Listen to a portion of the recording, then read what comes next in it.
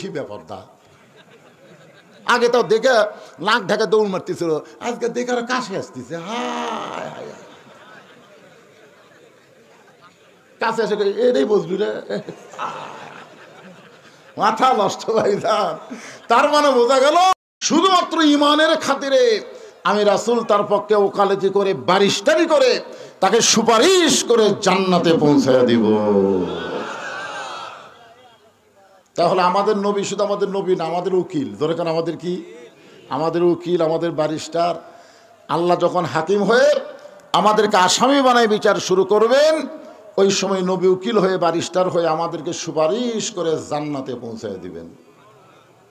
আল্লাহ নবী ছোট্ট করে একটা কথা বললেন, ছোট্ট করে, আপনারা বুঝা পারেন ভালো, না বুঝলে আরো ভালো।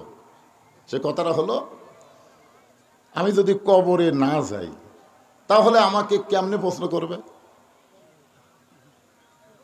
এখন তো অনেকেই বলে নবী কবরে আছে, অনেকেই বলে ইসলামের আলো জ্বলায়া দিয়া নবী ঘুমায়া আসেন সোনার মদিনায়। কেউ কি বলতে পারবেন যে ইসলামের পতাকা উড়াইয়া দিয়া নবী ময়রা আছেন সোনার মদিনায়? এ কথা বলতে পারবেন? ময়রা আছে, ময়রা আছে, ঘুমায় আছে, না হয় শুয়ে আছে, এইটুকু বলতে পারবেন। শুয়ে আছে না ঘুমায় আছে, কিন্তু মরে আছে এ কথা বলা যাবে না। যারা মরে তাদের জন্য কবর হয় ভাই। নবীর উম্মতেরা ছোট্ট একটা কথা কইলাম, পরে চিন্তা করবেন। যেটা বলতেছিলাম, আল্লাহর নবী 5 ওয়াক্ত নামাজ নিয়ে আজকের রজনীতে ফিরে আসলেন আবার দুনিয়ায়। সর্বপ্রথম 5 ওয়াক্তের মধ্যে সূর্য উদয়ের আগে 2 রাকাত ফরজ নামাজ আমরা জামাতের সঙ্গে আদায় করি। এই নামাজটা হলো ফজরের নামাজ। জোরে বলেন কোন নামাজ? 5 ওয়াক্ত নামাজের মধ্যে সবচাইতে কঠিন, কঠিন বিশেষ করে এই শীতের দিনে খুবই কঠিন, ঠিক না? আসসালাতু খায়রুম মিনান নাম শোনার সাথে সাথে উপরের কম্বল মনে হয় আরো চাপে ধরে। ওই সময় একটা যুদ্ধ শুরু হয়।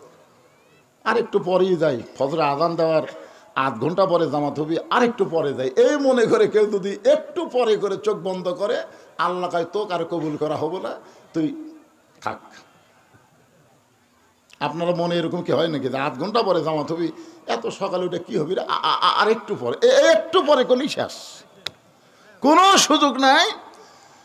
আর সালাতু খায়রুম মিনান নাম শোনার সাথে সাথে কম্বলকে ফেলে দিয়ে তোষকরে লাঠি মাইরে অজু করেন, যা করেন, পেশাব টেশাব যা আছে করে অজু করে যখন মসজিদ দিকে রওনা দিবেন, ফেরেশতা বলে আল্লাহ শীতের দিনে তোমার যুবক বান্দা ল্যাপ তোষকের মহব্বত কলিজা থেকে বের করে ঠান্ডা পানিতে অজু করে তোমার ঘর মসজিদের দিকে যায়, এর ব্যাপারে রেজাল্ট কি আল্লাহ একটু বলেন।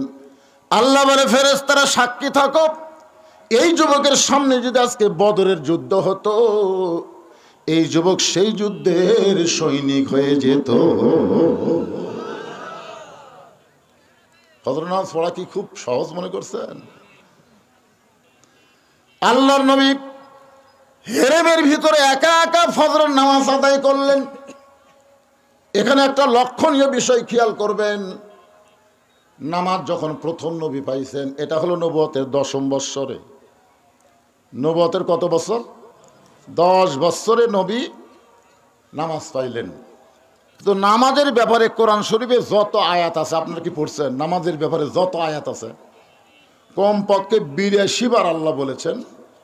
কোরআনের প্রথমেই দেখেন আল্লাহ কিভাবে বলতেছেন, আল্লাযীনা ইউমিনুনা বিল গায়বি ওয়া ইউকিমুনাস সালাহ।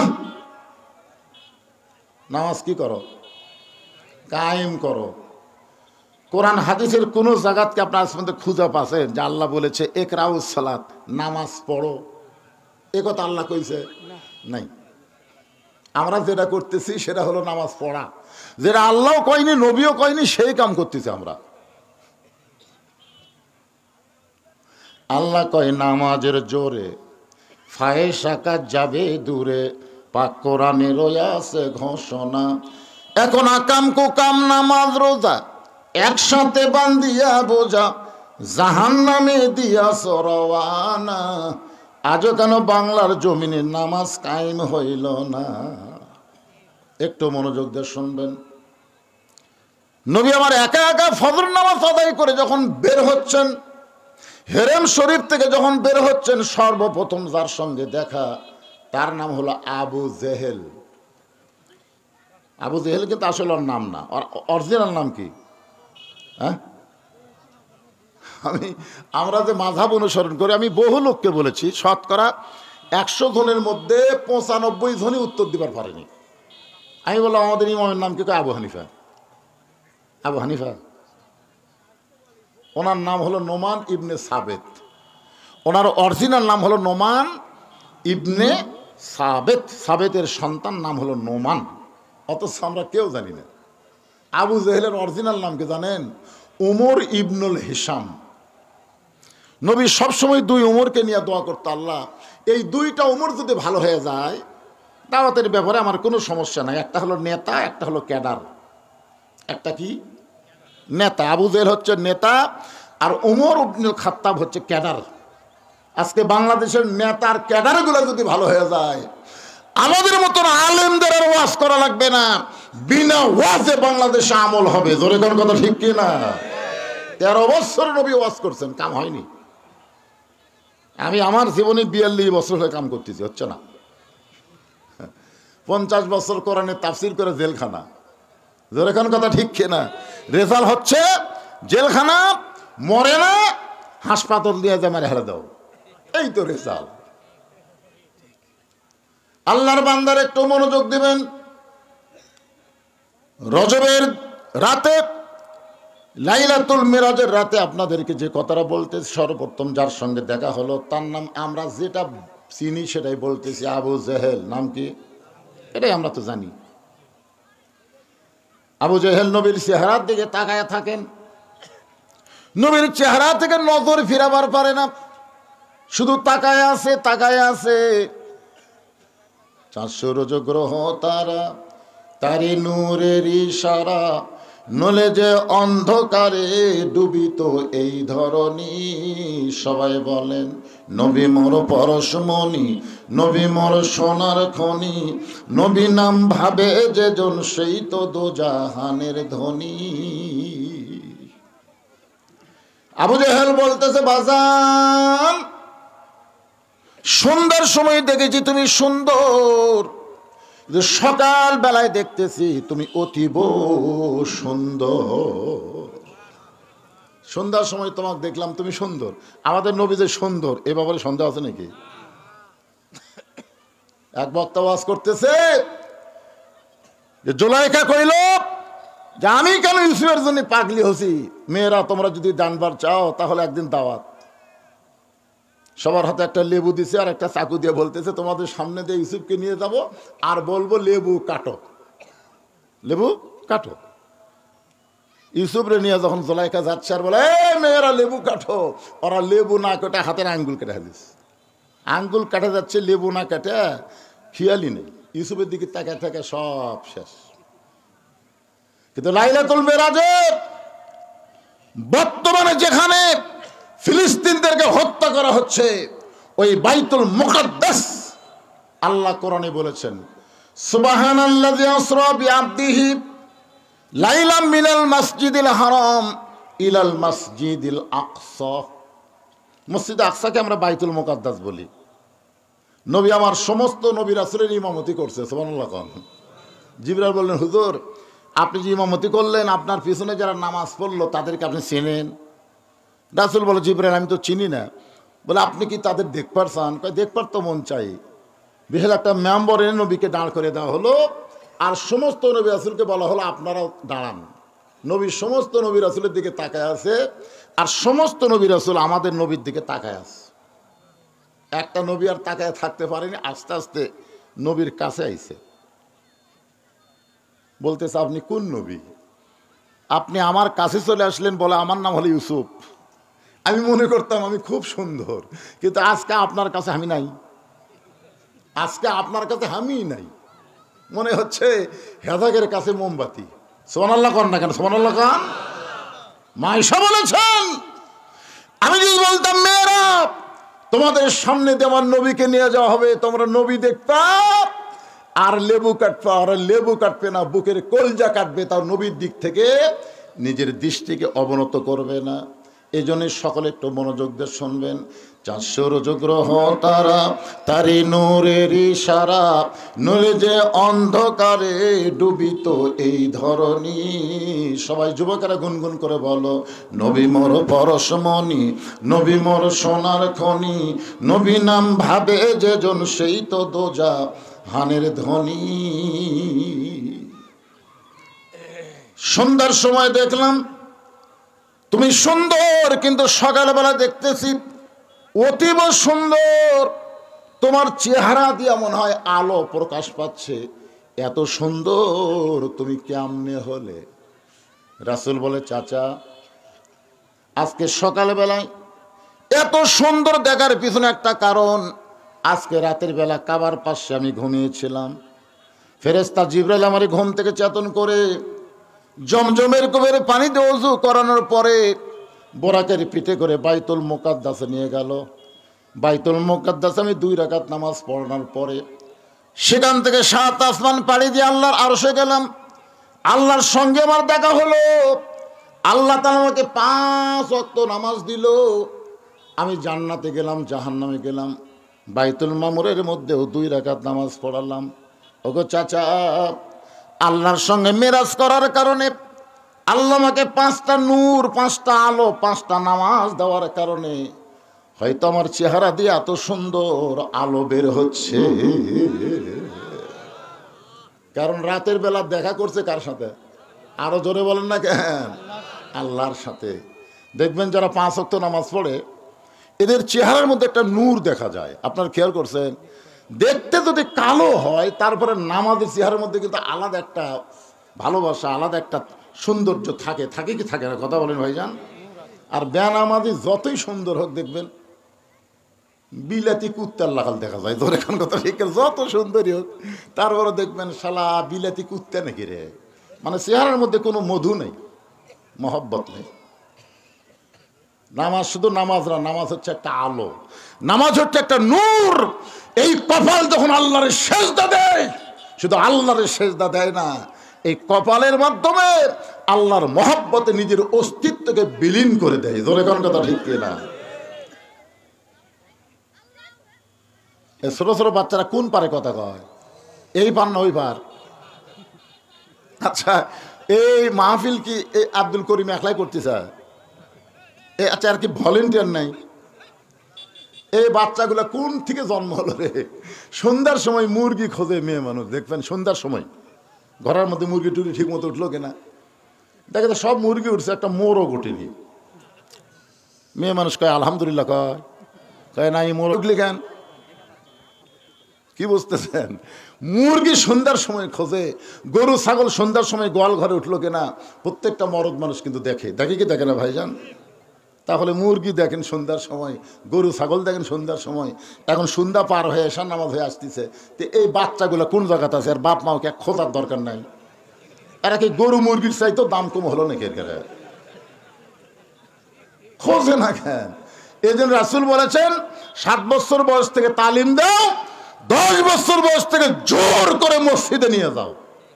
তাহলে 7 বছর থেকে যদি আপনার বাচ্চাদের তালিম দিবার পারতেন, ওরা বাইরে চিল্লাচিল্লি করতো না। দিচ্ছেন না, মনে করতেছেন আল্লাহ ভালো করে দিবি, তাই না? আল্লাহ ভালো করবে।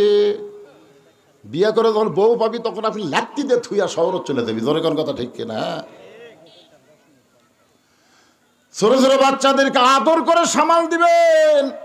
আদর করে যখন না হবে তখন মৃদু শাসন করার কথা ইসলামে আছে। আল্লাহর বান্দারা একটু মনোযোগ দিয়ে শুনবেন। এই কথা যেই মাত্র আল্লাহ নবী আবু জেহেলের কাছে কইছে, সঙ্গে সঙ্গে আবু জেহেল বলতেছেন নাউজুবিল্লাহ, পাগল তুমি পাগল। এতদিন জানতাম তুমি আধা পাগল, কিন্তু আজকে বুঝলাম তুমি পুরা পাগল। রাসূল বলে, চাচা আমার মধ্যে পাগলামির কি দেখলেন? আবু জেহেল বলতেছে, আমি জীবনে 2 বার বাইতুল মুকাদ্দাসে গেছি, যেখানে যাইতে লাগে 30 দিন, আসতে লাগে 30 দিন। যাইতে কয়দিন আর আসতে? আর তুমি কই আজকে রাত্রেবেলায় বাইতুল মুকাদ্দাসে নামাজ পড়াছা, সেখান থেকে 7 আসমান পাড়ি দিয়ে আল্লাহর কাছে গেলে আল্লাহ তোমাকে 5 ওয়াক্ত নামাজ দিল, সে নামাজ রাতারাতি ফেরত এসে সকালবেলায় গাঁজা খড়ি গল্প তুমি হক শুনেলে। আসলেই তুমি একটা পাগল। এই কথা বলে আবু জেহেল যখন দৌড় মারতেছে, রাসূল চিল্লায় বলে, চাচা 1000বার আমাকে পাগল বলেন, কিন্তু আপনি দৌড়ান কেন? আবু জেহেল বলতেছে, অনেক চেষ্টা করলাম, আমার এলাকা থেকে তোকে বের করার ইস্যু পাচ্ছিলাম না, কারণ কিছুদিন হলো আমি খেয়াল করে দেখতেছি আমার বাড়ির দিকে সবাই থুতু দেয় আর তোর বাড়ির দিকে সবাই সালাম দেয়। আমি কিছুদিন হলো মানুষজনকে দেখতেছি এই রাস্তাতে যাওয়ার সময় আমার বাড়ির থুতু দেয় আর তোর বাড়ির সালাম দেয়। কি মনে করতেছেন আমার কাছে তোর বাড়ি? আপনারা যারা হজ করছেন তারা দেখেননি আবু জেহেলের বাড়ি আর নবীর বাড়ি কিন্তু একসাথে লাগানো। বর্তমানে আবু জেহেলের বাড়ি হচ্ছে বিশাল পায়খানা, আর আল্লাহ নবীর বাড়ি হচ্ছে কি? লাইব্রেরি। কিছুদিন আগে সাবেক প্রধানমন্ত্রী হাসিনার একটা কল রেকর্ড ফাঁস হয়েছিল, আপনারা শুনছেন? বলতেছে আমাকে কেন্দ্র অফিসের খবর কি, তখন বলতেছে পেশাব পায়খানা। মানুষজন তো কেউ যায় না, কেউ যদি যায় পেশাব করবার যায়, পায়খানা করবার যায়। কি বুঝতেছেন? নমুনা কিছুটা বোঝা যাচ্ছে না? বুঝতে পারতেছেন না আপনারা? হ্যাঁ, আবু জেহেল ইস্যু খুঁজতেছিল, আমার বাড়ির দিকে থুতু দেয়, তোমার বাড়ির দিকে সালাম দেয়, এত ভালো মানুষ, আমার বাড়ির কাছে আমি থাকতে দেব না, তাড়ায় দিব, কিন্তু ইস্যু পাচ্ছিলাম না। আজকে যখন পাইছি, এক দৌড়ে হযরত আবু বকরের বাড়ির দরজায়, সকালবেলা আবু বকরের দরজায় গিয়ে ডাক দিছে, আবু বকর, আবু বকর, তুমি বাড়িতে আছো কিনা? হযরত আবু বকর চমকে গেছে, এত বড় নেতা এই সকালবেলায় আমার বাড়ির দরজায়, মনে হয় নেতা ভোটার না আছে। দেখবেন বড় বড় নেতারা সাধারণ মানুষের দরজার যখন আসবে তখন বুঝবেন কে রে 5 বছর শেষ হয়ে গেছে। এরা কিন্তু সহজে আসে না, এরা আসে 5 বছর পর পরে। জোরে কোন কথা, ঠিক কথা কন না কে? আর আল্লাহর কোরআনের নেতা যারা হবে এরা কোনো সময় সংসদে বসার চান্স পাবে না। দিনের বেলা রাতের বেলা ঘুরে ঘুরে মানুষের দুঃখ কষ্ট তারা দেখবে, তাদের সামনে আল্লাহর কোরআন এসে বলবে, ইয়া আইয়ুহাল্লাযীনা আমানুত্তাকুল্লাহা হাক্কা তুকাতিহি ওয়া লা তামুতুন্না ইল্লা ওয়া আনতুম মুসলিমুন। কি বড় নেতা হইছো? বাংলাদেশের মতন 96টা দেশের খলিফা হযরত ওমর মেম্বরে বসে নিজের গালে নিজে চড়ায়। ওসমান গনি বলে, আমির আল মুমিনিন, আপনি কি পাগল হয়ে গেলেন? নিজের গালে নিজে চড়াচ্ছেন কেন? ওমর ফারুক বলে, ওসমান, কিছুক্ষণ আগে আমার নফস আমাকে ধোঁকা দিয়েছে, মিন শাররিল ওয়াসওয়াসিল খান্নাস। আমাদের সকলের ভিতরে খান্নাস আছে না নাই? জোরে কান আছে না নাই? এই খান্নাস আমারে কইছে আমি নাকি অর্ধ পৃথিবীর খলিফা। ওসমান গনি বলতেছে, ঠিকই তো কইছে, আপনি তো অর্ধ পৃথিবীর খলিফা। ওমর ফারুক, ওসমান, বর্তমানকে নিয়ে যারা শুধু চিন্তা করে এরা মানুষ না, যারা প্রকৃত মানুষ তাদের চিন্তা করতে হবে অতীতকে নিয়ে, ভবিষ্যৎকে নিয়ে। ধরে কোন কথা ঠিক কিনা? সাবেক সরকার খালি বর্তমান নিয়ে চিন্তা করছে, কি হনুরে। ভবিষ্যতের খবর যদি একটাবার চিন্তা করত তাহলে বাংলাদেশ ছেড়ে পলান লাগতো না। জোরে কথা কন না কেন? পলান লাগতো না। আপনাকে রে এই আদমদিকের নেতারাও যদি ভবিষ্যতের চিন্তা করত তাহলে আজকে বাড়ি ঘর ছেড়ে পলান লাগতো না। জোরে করার কথা ঠিক কি না? আপনার আবার ভবিষ্যৎ কি? মশান তো ভালোই মারতেছেন। একজন কয়, ভাই মসজিদে ভয় ঢুকি না কেন? মসজিদের বারান্দাত খাটনি তো, তো খাটনি দেখলে আমার খালি মরার কথা খেয়াল হয়, এদের মসজিদে যাই না ভাই। হ্যাঁ, কত বড় শয়তান রে! মসজিদের খাটনি দেখলে ওর মরার কথা খেয়াল হয়, এই জন্যই মসজিদে যায় না। আমাদের ভবিষ্যৎ কি? ওই খাটনি ওটা কি জন্য বানাতে হতো? এমনি এমনি মশান মারতেছেন 4 তলা 5 তলা বাড়ি করে, কি হনুরে হামাক নামাইকে। একটা ভূমিকম্প দিলে তুই নামবো না, তোর বাপ নামবি। তোর এখন কথা ঠিক কি না? একটু মনোযোগ দিয়ে শুনবেন।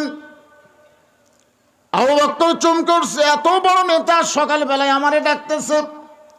দরজা খোলে, বলে নেতা খবর কি? আবু জেহেল বলতেছে, তোমার নবী যে পাগল হয়েছে তুমি জানো? আবু জেহেল বলে যাচ্ছে তো নবীর কাছে, নবী কিছুই কয়নি, মনে করছে নেতা কিছু না করলে কর্মী মনে হয় একই। সঙ্গে সঙ্গে আবু বকর চিৎকার করে বলে, আবু জেহেল যেই কথা একবার বলেছো, এ কথা যদি দ্বিতীয়বার, হাতের দিকে তাকান, যে কথা একবার বলেছো এ কথা যদি আর একবার, যে মুখ দিয়ে কইছো ওই টুটি আর থাকবি না। আবু জেহেল কয়, এত নরম কর্মী, মানে নবীর যত কর্মী আছে সাহাবী আছে সবচাইতে নরম হলেন আবু বকর। সবচাইতে নরম কি কথা কয় না? সবচাইতে গরম হলো হযরত ওমর, সবচাইতে ধনী হলো ওসমান গনি, আর সবচাইতে জ্ঞানী হলেন হযরত আলী। আবু জেহেল বলতেছে, আবু বকর তুমি নরম মানুষ, এত গরম হয়ে আমার গলা চাইপা ধরার কারণ কি?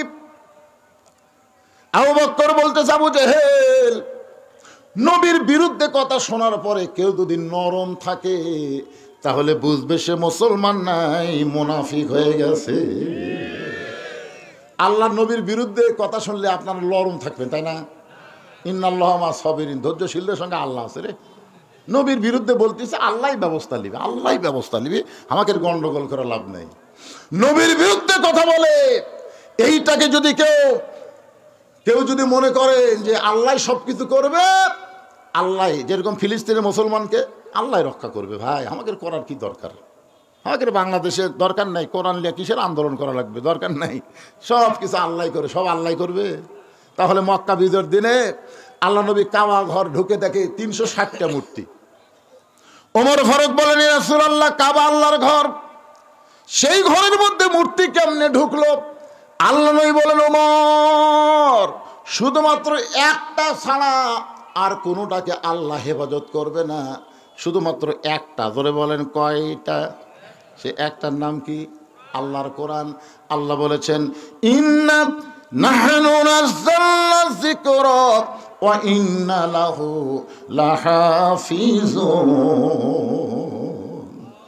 কোরআন হেফাজতের দায়িত্ব কার হাতে? এইটারে কেউ কিছু কম বেশি করতে পারবে না। এই কোরআন অনুযায়ী আমাদের চলতে হবে। এই জন্য আল্লাহ কোরআনে হেফাজতের দায়িত্ব নিয়েছে, আর আমরা কোরআন অনুযায়ী গোটা পৃথিবীকে চালাবো। জোরে কর কথা ঠিক কিনা? জোরে কর।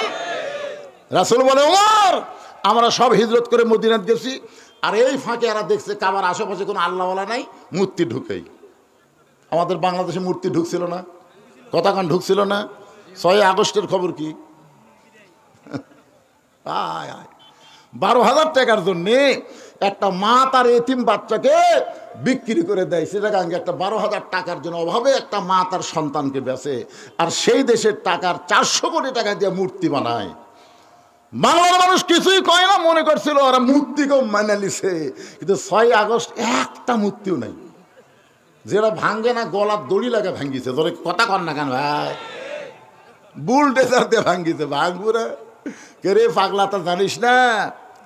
বাংলাদেশের মুসলমান তুই ময় না, সুযোগ পাইলে এরা যে ইব্রাহিমের যোগ্য সন্তান এটা মাঠে ময়দানে দেখায় দিবে। জোরে কোন কথা ঠিক না?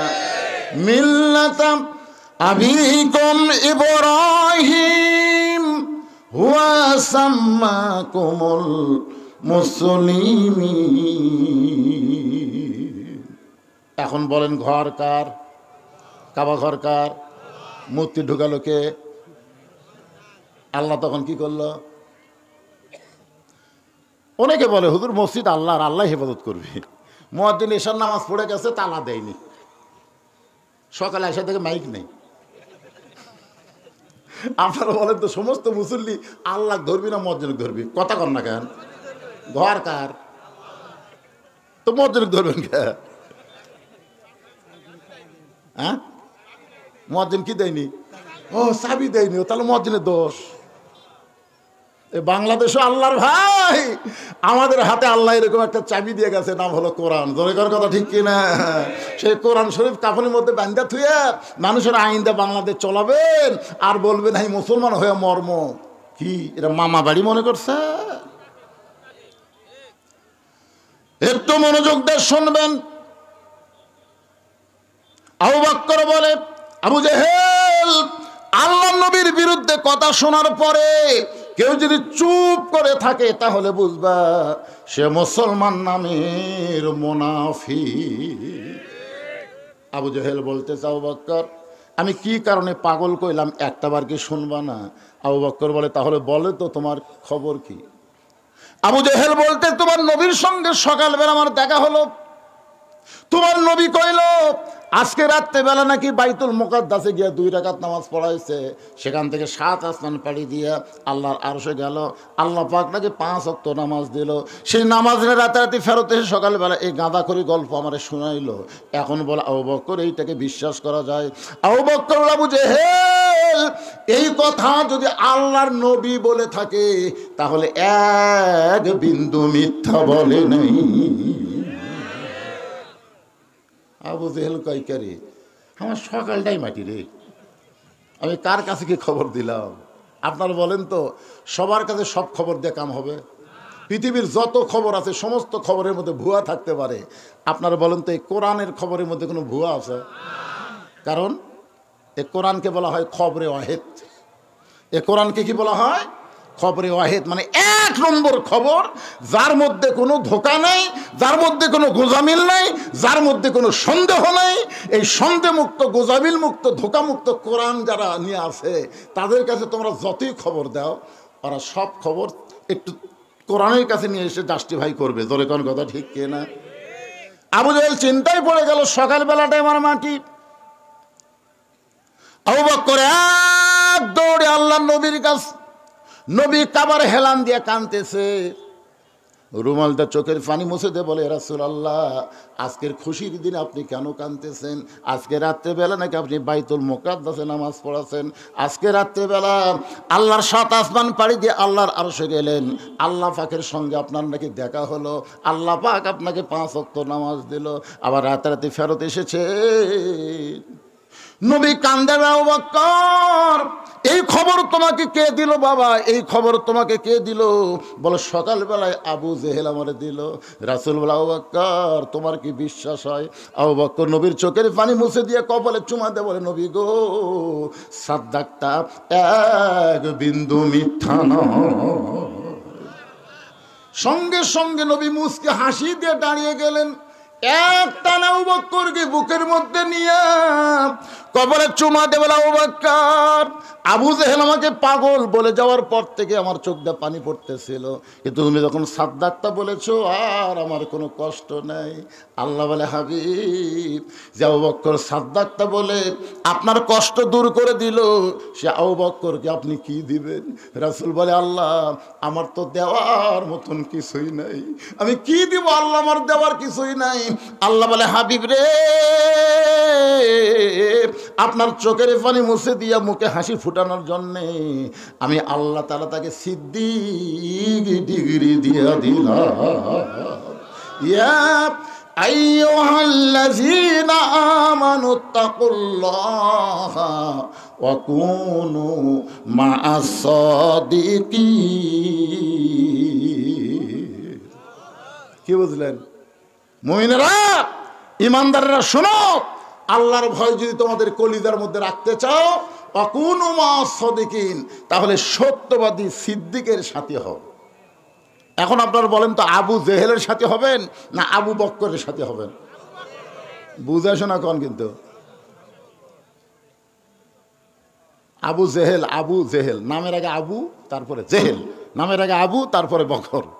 একটা বকরের বাপ, একটা মূর্খের বাপ। আপনারা এখন কার সাথে হবেন, আবু জেহেল না আবু বকর? কারা কারা আবু বকরের সাথে হবেন? 2 হাত তুলে আমার আল্লাহকে দেখান। লিল্লাহি তাকবীর, হাত নামান। আর কারা কারা আবু জেহেলের সাথে হবেন? আবু জেহেলের এক একটা হাত ওঠেনি। মাশাআল্লাহ। আবু জেহেলের বাড়ির কাছে কিন্তু কাবা, এক ওয়াক্ত নামাজ পড়েনি। আপনাদের মসজিদের পাশেও কিন্তু বাড়ি আছে, আছে না নাই? ধরে কেন আছে না নাই? মসজিদ থেকে আকামত শোনা যায়, তাও আসে না। আপনার বলেন তো, মসজিদের কাছে বাড়ি, নামাজ পড়ে না, ওই কার দল? আর আবু বকরের দল হলে সে তো বাড়িতে থাকতে পারবে না। আজকে ওয়াজের পরে দেখা যাবে যে আপনাদের মসজিদে মুসল্লি বাড়লো না আবু জেহেলের দল বাড়লো। একটু মনোযোগ দিয়ে শুনবেন। চারিদিক থেকে সাহাবীরা আসা শুরু করলেন। সবাই এসে নবীকে বললেন, ইয়া রাসূলুল্লাহ, আজকে রাত্রিবেলায় নাকি আল্লাহর কাছে গেছিলেন। সুবহানাল্লাহ বলেন। ওগো আল্লাহর নবী, আল্লাহ পাক আপনাকে 5 ওয়াক্ত নামাজ দিল, আপনার কাছে আমরা শুনতে চাই 5 ওয়াক্ত নামাজ সম্পর্কে। রাসূল বলেন, সাহাবীরা তোমরা বসো। সমস্ত সাহাবীরা যখন হেরেমের মধ্যে বসে গেলেন, এমন সময় আল্লাহ নবী 5 ওয়াক্ত নামাজ সম্পর্কে আলোচনা করবেন। কয় ওয়াক্ত? জোরে কোন? 5 ওয়াক্ত। এক সাহাবী দাঁড়িয়ে বললেন, হুজুর কিছু বেয়াদবি নেবেন না, আমরা এতদিন জানি আল্লাহু আকবার, আল্লাহ হলেন সবচাইতে বড়। আল্লাহর চাইতে বড় কিছু কোন? আল্লাহর চাইতে বড় কিছু? তাহলে আপনার সাথে যে আল্লাহর মেরাজ হলো, ওই জায়গাটা কত বড়? মানে যে জায়গায় আল্লাহর সাথে আপনার দেখা হলো, সাক্ষাৎ হলো, এই জায়গাটা কত বড়, যেটি আল্লাহ আঁটলো, আপনিও আঁটলেন। আমরা এতদিন জানতাম আল্লাহর চাইতে বড় কিছু নাই, কিন্তু আজকে বুঝতেছি আল্লাহ যে জায়গায় বসে আছে, মানিস তাও আল্লাহ আরশ, আল্লাহ আরশে অধিষ্ঠিত আছেন, সে আরশ বড় না আল্লাহ বড়? আপনাদের কি ধারণা, কোনটা বড়?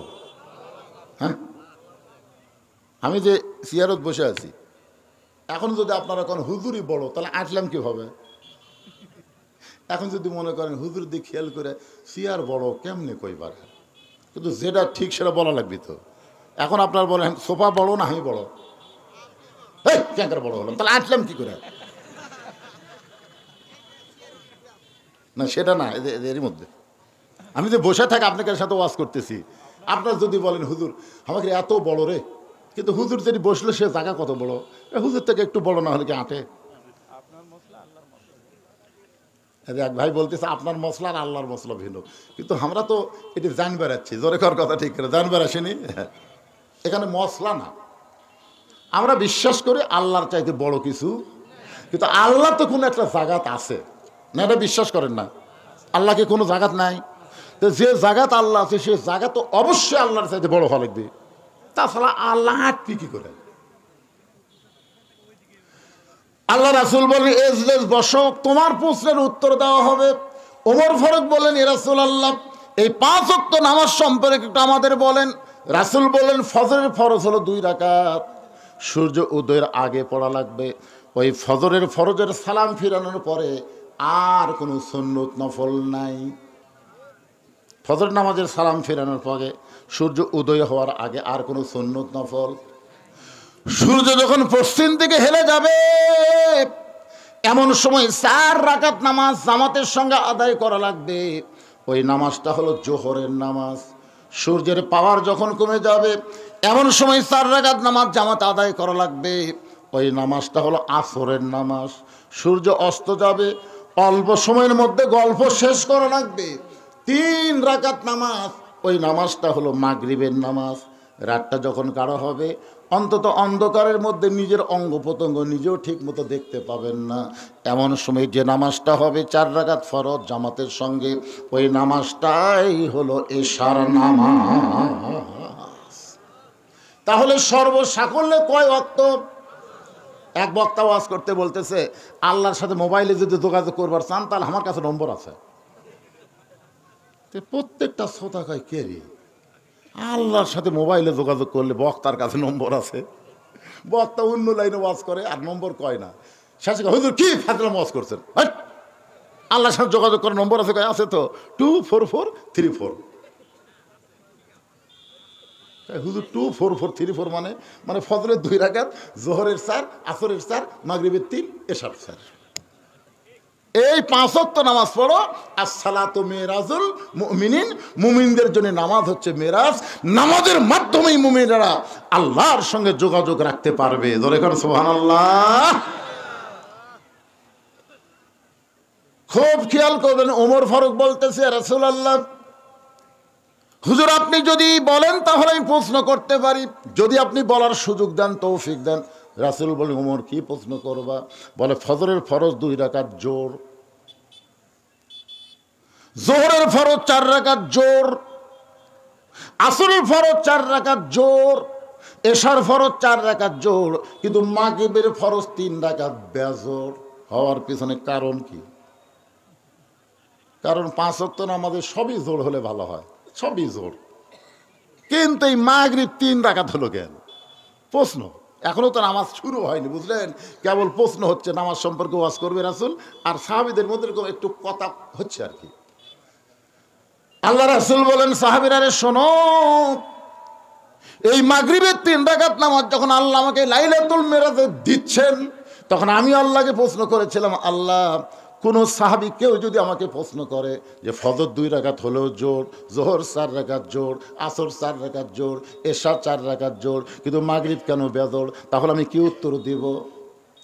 আল্লাহ বলেন, হাবিব আপনার উপর যেই কোরআন আমি নাজিল করেছি, যেই কোরআন আমি নাজিল করেছি, কোরআনের মধ্যে একজন নবী আছে, সেই নবীর নাম হলো ইয়াকুব নবী। জোরে বলেন, কোন নবী? নাম শুনছেন?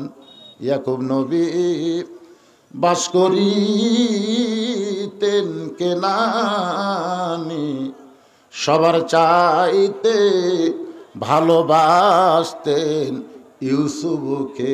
এই গান গাইলে কি গুনাহ হবে? মাঝে মাঝে 2-1টা গান টান না হলে কীরকম হয়? কন না, সবাই একটু হোঁ করে খন, না পারলে হোঁ করেন বারে। ইয়াকুব নবী বাস করিতেন কেনানি, সবার চাইতে ভালোবাসতেন ইউসুফকে।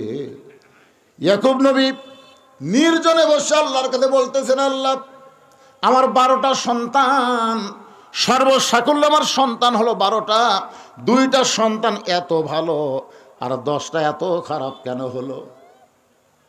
সর্বসাকুল্যের সন্তান কয়টা? 12টা। ধরে কোন কয়টা? তো 2টা সন্তান এত ভালো, বনিয়ামিন আর ইউসুফ এত ভালো, আর এই 10টা এত খারাপ কেন হলো? আল্লাহ বলে, ইউসুফ সন্তান ভালো মন্দ হওয়ার পিছনে তোমার কোনো দায়িত্ব নেই। তোমার বউ কয়টা? সেটা আল্লাহ আপনি জানেন না, আমার 2 বউ। আল্লাহ কয়, তোমার যে বউ ভালো, সে বউয়ের পেট থেকে যে 2টা সন্তান হচ্ছে, এই 2 সন্তান ভালো, আর তোমার যে বউ খারাপ, ওর পেটের থেকে যে 10টা মাল বাড়াছে, এরা হলো। এই জন্য ভাইজান, ভাবিয়া করিও কাজ, করিয়া ভাবিও না, যাকে তাকে বিয়ে করবেন না। বিয়ে করার আগে চিন্তা করা লাগবে যে এটা আমার বউ হলে এর ভিতর থেকে যে সন্তানগুলো আসবে, এই সন্তানগুলো কেমন হবে, একটু চিন্তা ভাবনা করার দরকার আছে না? হ্যাঁ, আপনারা তো বিয়ার পরে ভাবেন, বিয়ার পরে ভাবা কাম হবে না, তো আগেই ভাবা লাগবে। একজন নেপোলিয়ান বলেছে, ভালো একটা সন্তান যদি চাও তাহলে ভালো একটা মায়ের দরকার। বলে বলেন, কিসের দরকার? ভালো একটা মায়ের দরকার। ইয়াকুব নবী 2টা বিয়ে করেছিলেন, একটা বউ ভালো বলে তার পেট থেকে 2টা সন্তান জন্ম নিয়েছে। সন্তান 2টা ভালো, একটা নাম হলো বনিয়ামিন, একটা নাম হলো ইউসুফ। আর 10টা সন্তান অন্য বইয়ের পেট থেকে হয়েছে, সন্তান 10টা খারাপ। আমার মায়েরা যারা পর্দার অন্তর আছেন, অনেকক্ষণ হলে আপনার চিন্তা করতেছেন, হুজুরকে আমরা শুনতেছি, কিন্তু হুজুর তো পর্দার কোনো কথা বলতেছে না। আল্লাহ কোরআনে বলেন, অকরনা ফি বুয়ুতিকুন্না ওয়ালা তাবাররাজনা তাবাররুজাল জাহিলিয়াতিল উলা। আমি পর্দার ওয়াজ যত করি কাম নাই, কোনো লাভ হবে না। পর্দা ওয়াজ করলে মেয়েরা পর্দা নিশে হবে না, পর্দাকে আইন হিসাবে সমাজে চালু করতে হবে। ধরে কোন কথা ঠিক কিনা? পর্দা না মানলে কি হবে? বহু ওয়াজ করলাম, কিন্তু কাম হচ্ছে না। তো ঘরের মধ্যে শুটকি মাছ রাখছে, বিড়ালকে দাওয়াত দেওয়া লাগবে। যদি ঘরে শুটকি মাছ আছে, বিড়াল তোমার দাওয়াত দেওয়া লাগবে না। বিড়ালের নাকের সঙ্গে চলে আসতেছে, এসে দেখে দরজা খোলা, দরজা খোলা দেখে বিড়াল ঘরের মধ্যে ঢুকে দেখে খাটের তলে পাতিলে শুটকি আছে, তার উপর ঢাকনা নেই। আপনার বলেন তো বিড়াল কি বিসমিল্লার টাইম পাবি? ওই বিসমিল্লা ছাড়াই সমানে শুটকি খায়।